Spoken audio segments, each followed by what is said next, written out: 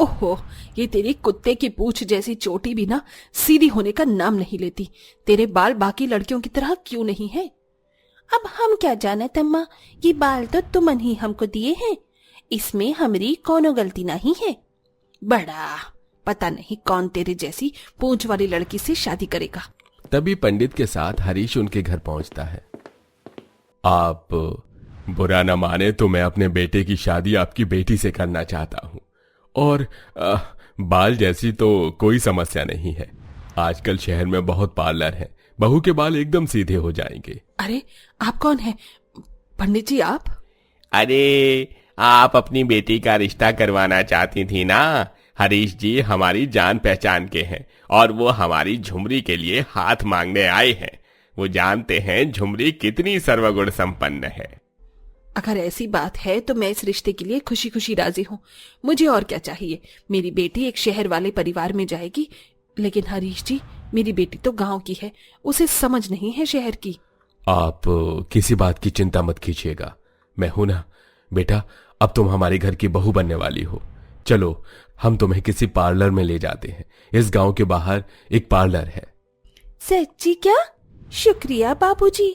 झुमरी हरीश के पैर छूती है तो उसकी टेढ़ी चोटी हरीश के मुंह पर लग जाती है। अरे अगर कांता झुमरी का यह रूप देख लेती तो मेरे बेटे से तो शादी होने ही नहीं देती।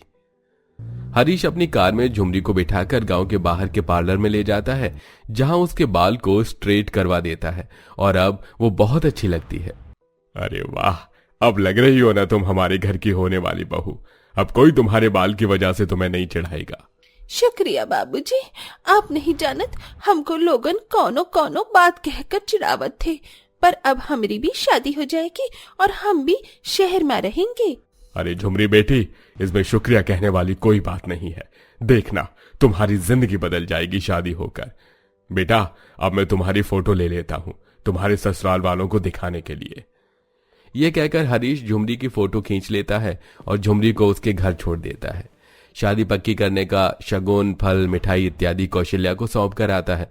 फिर घर आकर अपनी बेटी, बेटे और पत्नी को बहू की फोटो दिखाता है और बताता है कि वो गांव की रहने वाली है। ये सुनते ही कांता गुस्से में आ जाती है। क्या बोला आपने? ये लड़की हमारे घर की बहू बनेगी? चलो शक्ल में तो ठीक लग रही है, लेकिन ये गांव की है और आप जानते हैं हम कितने मॉडर्न क्लासी फैमिली है। मेरे घर में गांव की बहू कभी नहीं आ सकती, नेवर। हाँ दीदी, आप सोच भी कैसे सकती हैं कि हम ऐसी गंवार बहू को अपनी भाभी मानेंगे? डैडी, आपने ये ठीक नहीं किया, कम से कम मेरी राय तो ले लेते। मैं उसके घर पर रिश्ता पक्का करने का सामान दे आया हूं और यही मेरे घर की इकलौती बहू बनेगी। बात खत्म। शादी की तैयारी शुरू करो, अगले महीने हमारे बेटे की शादी है। हरीश, तुमने ये ठीक नहीं किया। ये कहकर कांता अपने कमरे में चली जाती है। 1 महीना हो जाता है, घर में शादी की तैयारियां शुरू हो जाती हैं और हरीश के घर में भोजपुरी बहू आ जाती है। घर प्रवेश के टाइम कांता बहू का गृह प्रवेश करने में नखरे दिखा रही थी। अरे कांता, कब से बहू चौखट पर खड़ी है, उसका गृह प्रवेश करो। आप अभी भी मुझसे ही कह रहे हैं? आपने देखा नहीं इसकी माँ ऑरेंज सिंदूर कितना मेरे बेटे से लगवा रही थी और कितना लंबा करके इसने सिंदूर लगाया है। I hate this Bhojpuri rasam and all. And उसकी माँ सिलबट्टे से मेरे बेटे की नाक पर मार रही थी। अरे बेचारे अखिल की नाक टूट जाती तो सब क्या कहते? भोजपुरी ससुराल वालों ने नाक तोड़ दी। हाँ यार डैडी, मॉम इज राइट। ओहो, तुम सब तो पागल हो रहे हो। मैंने पूछा था समधन जी से, उन्होंने बोला कि ये एक भोजपुरी रस्म होती है। अखिल बेटा, तुझे तेरी नाक पर दर्द हो रहा है, उन्होंने जोर से मारा था? नहीं, बस छुआ था। सुन लिया ना तुमने? अरे अम्मा, और कितना मचमच करोगी तुम? अरे तुम्हारा लड़कन एकदम ठीक बा। What? What? What? What?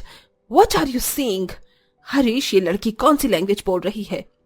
Bhojpuri और क्या, गांव में तो ऐसे ही भाषा बोली जाती है। अब तो आदत डाल लो। हाँ अम्मा। Don't call me अम्मा, I'm your mom. अम्मा हमारा मतलब माँ जी, आपको माँ जी बोलेंगे। वो का है ना, मॉम को हमरे यहाँ मोमबत्ती बोले थे और आपन तो बिल्कुल भी पिघलने वाल में से ना लगती हो। बस करो पागलों की तरह हंसना। हरीश, बच्चों तुम देख रहे हो ना, ये लड़की हमारे घर की बहू बनी है। पता नहीं समिति हमें क्या कहेगी। मॉम, ये समिति कौन है? ओ गॉड, इस लड़की के आते ही हम हिंदी बोलने लगे। समिति नहीं, सोसाइटी कहना था मुझे। माँ, मैं थक चुका हूँ इन बातों से, और वैसे भी प्लीज गृह प्रवेश कर दीजिए ताकि मैं अपने रूम में आराम करूं। शादी ऑलमोस्ट हो चुकी है। अब सुन ले अपने बेटे की बात, वो भी अपनी शादी को मान रहा है, तुम सब भी मान जाओ। फिर कांता अपनी बहू को गृह प्रवेश करवा देती है। सब अपने कमरे में आराम करने चले जाते हैं। अखिल का बड़ा सा कमरा देख झुमरी हैरान हो जाती है। ओरी मैया, इका है इतना बड़का कमरा, आपन का है क्या अखिलवा जी? हाँ, इतना बड़ा बेडरूम मेरा है, लेकिन तुम मुझे अखिलवाजी मत बोलो प्लीज। कॉल मी अखिल, मुझे ऐसे ही नाम पसंद है।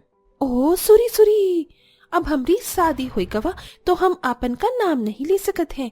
आज से हम आपन को कहेंगे। आपकी सबसे छोटी बहन का क्या नाम होवत है? रूबी। रूबी नाम है। बस तो आज से हम आपन को रूबी के भैया कही के बुलावेंगे, तो आप हमारे पास दौड़े चले आना। ठीक है, आप सो जाओ, कल तुम्हारी पहली रसोई है।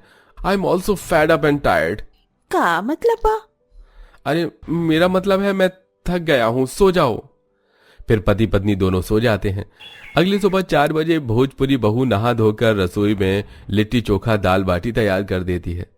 अरे हमने आपन सबका खाना बनावत है, पर कोनो जगह ही नहीं लागत। हमें ही सबन को उठाना पड़ी। अरे ओ बाबूजी, ननंदवा, ओ ननंदवा, माँ जी उठबो। झुमरी सबके कमरे के दरवाजे पर खटखटा देती है, जिससे ससुर उठ जाता है और वो अपनी पत्नी को उठा देता है। लेकिन तीनों नंद उठने का नाम नहीं लेती, तो दरवाजे को धक्का मारकर झुमरी कमरे में घुस जाती है। अरे ओ बड़की छुटकन मंजली ननंदवा, उठबो, चलकर खाना खाई पो, हम खाना बनावत हैं। अरे क्या है, चैन से सोने दो ना, अभी सिर्फ 4:30 हुए हैं। मैं 10 बजे उठती हूँ, मुझे खाना नहीं खाना। हमें भी नहीं खाना, जाओ यहाँ से। ऐसे कैसे हम यहाँ से चले जाएं? आप सबन को तो उठना ही पड़ेगा और खाना खाना ही पड़ेगा। झुमरी पानी का जग उठाकर तीनों नंद पर डाल देती है और चली जाती है, जिस वजह से तीनों नंद को बहुत गुस्सा आता है और मजबूरन उन्हें नहा धोकर डाइनिंग टेबल पर आना पड़ता है। वहीं हरीश भी अपनी पत्नी को ले आता है। What the hell is this? इस टाइम हम सोते हैं। या मॉम, दिस भाभी सच में बहुत बेकार है। यस मॉम, मनोज, इस भोजपुरी भाभी ने हम तीनों को 4:30 बजे उठाने के लिए मुंह पर पानी डाल दिया। क्या झुमरी, तुमने सच में ऐसा किया है? अब हम का करबो जब ई ननंदवा उठन का नाम न लेबो तो? बड़ी बदतमीज हो तुम। दोबारा से मेरी बेटी के साथ ये सब करने की कोई जरूरत नहीं है। और हम 4 बजे खाना नहीं खाएंगे। और ये सब क्या बनाया है तुमने? इतना तेल वाला खाना, घी में डूबा हुआ। अम्मा जी, आप नौटंकी मत करिए। एक तो हमने आप सभी के लिए टेस्टी टेस्टी खाना बनाए हैं, और हाँ, हम कह दे रहे हैं अब से सभी को 4 बजे ही उठना पड़ेगा। अरे बहू, तुम चिंता मत करो, सब 4 बजे उठ जाएंगे। मेरा तो तुमने आज दिल खुश कर दिया। मेरा फेवरेट गांव वाला देसी खाना जो बनाया है, तीखे चटपटे लिट्टी चोखा पकौड़े, दाल चावल पापड़ साथ में ये जो तुमने ज्यादा तेल वाली सब्जी बनाई है, जल्दी से दो, मैं खा लूं इसे। मुझे भी दे दो। फिर दोनों बाप बेटे झुमरी का बनाया हुआ दाल चावल पापड़ पकौड़े सब्जी खाते हैं और ये देख तीनों नंद और माँ चिढ़ने लगती है और मजबूरन थोड़ा खाकर हट जाती है। सुनो लड़की, अब से हम चारों माँ बेटी के लिए ऐसा तेल वाला खाना मत बनाना, समझी आप? मॉम, ये खाना बहुत तीखा और तेल वाला था, मेरा मुंह चल रहा है। चलिए प्लीज बाहर आइसक्रीम खाने चलते हैं। अब सुबह के 5 बजे तुम्हें कहाँ से आइसक्रीम मिलेगी? सो जाओ चुपचाप, मुझे तो बहुत नींद आ रही है। फिर चारों वापस सोने चली जाती हैं और हरीश बहू को पहली रसोई का शगुन देता है। ऐसे ही दिन गुजरते हैं। हर रोज सुबह सुबह बहू सबको जल्दी उठाकर खाना खिला दिया करती थी, जिससे हरीश को छोड़ सब परेशान रहते थे। जहां सास और तीनों नंद झुमरी और उसके भोजपुरी ड्रेसिंग सेंस, लंबा सिंदूर, ज्यादा चूड़ियां, उसका बना हुआ तला खाना, उसकी भाषा, किसी भी चीज को पसंद नहीं करते हैं। बार बार उसको दुत्कारते हैं, उसका मजाक बनाते हैं, लेकिन हरीश अपनी बहू को हमेशा सपोर्ट करता था। ऐसे ही एक सुबह, ओहो, आज भी हमें ये सब खाना खाना पड़ेगा? अरे ननंदवा जी, जरा खाकर देखा तनी, ई खाकर बहुत मजा आवत है। माय बेबी, तो बस नॉर्मल दाल राइस खा ले, उसी में ही मुझे कम तेल वाला लग रहा है। बाद में हमें जिम करना पड़ेगा। या मॉम। मजबूरन सास और तीनों नंद को भोजपुरी देसी खाना खाना पड़ता है। हरीश बहू के बने देसी खाने से बहुत खुश होता है। अपना वेट लॉस करने के लिए रात को चारों माँ बेटी जिम जाया करती थी, जिसकी वजह से उनकी नींद पूरी नहीं होती थी और सुबह सुबह फिर से बहू उठा दिया करती थी। दूसरी तरफ अखिल भी कभी कभार उससे परेशान होकर उस पर चिल्ला दिया करता था।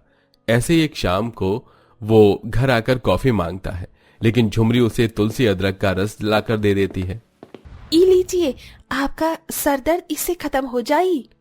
ये क्या है, बस करो, अब मैं तुमसे तंग आ गया हूँ झुमरी। मैंने कॉफी मांगी थी और तुम ये बकवास सी चीज लेकर आई हो। अखिल तूने ये क्या किया? बहू पर क्यों चिल्ला रहा है? वो तो तेरी परवाह करके ही लाई थी ना ये।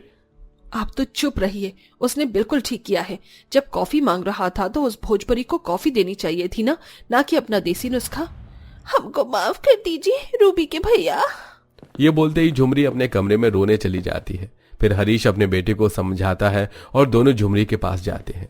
हमने ई शहर ई ससुराल में कितना ढलन की कोशिश करी, सबन को खुश रखना चाहा, पर जब हमरा पति ही हमरे से नफरत करेगा तो हम क्या करी? इससे अच्छा मर जाई, कहीं चली जाई। ई ससुराल में ससुर जी के अलावा हमको कोनो प्यार नहीं करत है। देखा बेटा, तूने बहू कितनी परेशान है क्योंकि तूने उसका साथ नहीं दिया। तेरा उसने कभी बुरा करना चाहा है, तेरा सिर दर्द खत्म करने के लिए ही लाई थी वो। मुझसे गलती हो गई डैडी, मैं घर वालों को समझाऊंगा। झुमरी सबका कितना ख्याल रखती है और मैंने उसे गलत समझा। झुमरी, अरे आप मुझे माफ कर दो।